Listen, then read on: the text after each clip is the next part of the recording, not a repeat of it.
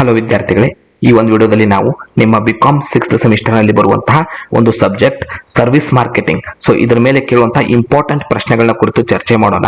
ಇವುಗಳಿಗೆ correct accurate key ಉತ್ತರ, KUD ಯಾವ ಉತ್ತರವನ್ನು ಬರೆದ್ರೆ ಮಾರ್ಕ್ಸ್ ಸಿಗುತ್ತೆ, ಕೀ ಉತ್ತರಗಳು ನಮ್ಮ ಆಪ್ ನಲ್ಲಿ ನಿಮಗೆ ಸಿಗುತ್ತೆ. ಹಾಗೇನೆ ಇದರಲ್ಲೇನೆ ಯಾವ ಕ್ವಶನ್ ಅಕ್ಯುರೇಟ್ ಆಗಿ ನೀವು ನೋಡ್ಕೋಬೇಕು ಅನ್ನೋದು ಕೂಡ ನಮ್ಮ ಆಪ್ ನಲ್ಲಿ ನಾವು ನಿಮಗೆ ಹಾಕ್ತೀವಿ. ಸೊ ಸರ್ವಿಸ್ ಮಾರ್ಕೆಟಿಂಗ್ ಮೇಲೆ 5 ಮತ್ತು 10 ಮಾರ್ಕ್ಸ್ ಗೆ ಫಸ್ಟ್ ಕೇಳುವಂತಹ ಕ್ವಶನ್ಸ್ ಗಳನ್ನ ನೋಡೋಣ. ಇದು ಕನ್ನಡ ಮಾಧ್ಯಮ ಕ್ವಶನ್ಸ್ ಆಗಿರೋದ್ರಿಂದ ಇಂಗ್ಲಿಷ್ ಮೀಡಿಯಂ ನೆಕ್ಸ್ಟ್ ವಿಡಿಯೋದಲ್ಲಿ ನಾವು ಅಪ್ಲೋಡ್ ಮಾಡ್ತೀವಿ. ಸೇವಾ ತ್ರಿಕೋನ ಸೂಕ್ತ ಚಿತ್ರದೊಂದಿಗೆ ವಿವರಿಸಿರಿ. ಸೇವಾ ಜೀವನ ಚಕ್ರವನ್ನ ರೇಖಾಚಿತ್ರದೊಂದಿಗೆ ವಿವರಿಸಿರಿ. ಸೇವಾ ಮಾರಾಟದ ಲಕ್ಷಣಗಳನ್ನ ವಿವರಿಸಿರಿ. ಸೇವೆ ಮತ್ತು ವಸ್ತು ಅಂದ್ರೆ ಸರಕು ಇವುಗಳ ನಡುವಿನ ವ್ಯತ್ಯಾಸ ತಿಳಿಸಿ. ಫ್ರಾಂಚೈಸಿಂಗ್ ನ ಅನುಕೂಲತೆ ಮತ್ತು ಅನಾನುಕೂಲತೆಯನ್ನು ವಿವರಿಸಿರಿ. ಹೊಸ ರೀತಿಯ ಸೇವಾ ಅಭಿವೃದ್ಧಿ ಹಂತಗಳನ್ನು ವಿವರಿಸಿರಿ. ಸೇವಾ ಮಾರಾಟ ಅಥವಾ ಪ್ರಾಮುಖ್ಯತೆಯನ್ನು ವಿವರಿಸಿರಿ. ಸೇವೆಗಳ ಮಾರಾಟ ಪ್ರಕ್ರಿಯೆಯಲ್ಲಿ ಗ್ರಾಹಕರ ನಡವಳಿಕೆಯ ಮೇಲೆ ಪ್ರಭಾವ ಬೀರುವ ಅಂಶಗಳನ್ನು ವಿವರಿಸಿರಿ. ಸೇವಾ ಮಾರಾಟ ಪ್ರಕ್ರಿಯೆ ತಂತ್ರಜ್ಞಾನದ ಮಹತ್ವವನ್ನು ವಿವರಿಸಿರಿ.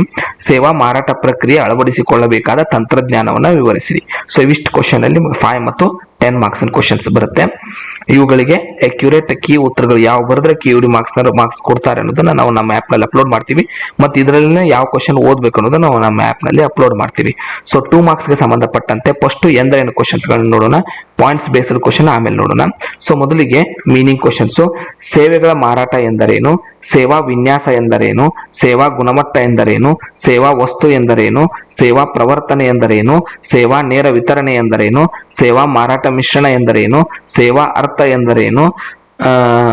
ಸೇವೆಯ ಮಾರುಕಟ್ಟೆ ಎಂದರೇನು? ಸೇವಾ ಮುದ್ರೆ ಎಂದರೇನು? ಸೇವಾ ತ್ರಿಕೋನ ಎಂದರೇನು? ಸೇವಾ ಬೆಲೆ ನಿರ್ಧಾರ ಎಂದರೇನು? ಸೇವಾ ಬೆಲೆ ಎಂದರೇನು?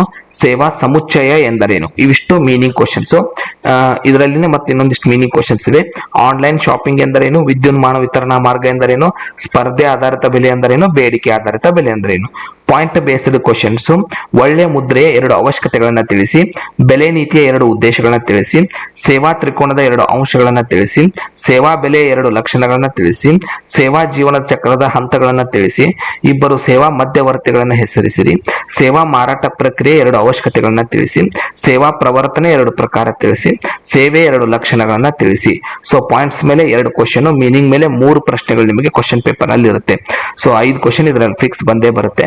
ಇದಕ್ಕೆ ಅಕ್ಯುರೇಟ್ ಉತ್ತರಗಳು ಬೇಕಂದ್ರೆ ಮತ್ತೆ ನೀವು ಉತ್ತರ ಹುಡುಕೋ ಅವಶ್ಯಕತೆ ಇಲ್ಲ. ಆಪ್ ನ ಜಾಯ್ನ್ ಆದ್ರೆ ನಿಮಗೆ ಕಂಪ್ಲೀಟ್ ನೋಟ್ಸ್ ಸಿಗುತ್ತೆ, ವಿತ್ ಆನ್ಸರ್ಸ್ ಸಿಗುತ್ತೆ. ಧನ್ಯವಾದಗಳು. ಮುಂದಿನ ವಿಡಿಯೋದಲ್ಲಿ ಇದಕ್ಕೆ ಸಂಬಂಧಪಟ್ಟಂತೆ ಇಂಗ್ಲಿಷ್ ಮಾಧ್ಯಮದಲ್ಲಿ ಈ ಕ್ವಶನ್ಸ್ ಗಳನ್ನ ನೋಡೋಣ. ಧನ್ಯವಾದ.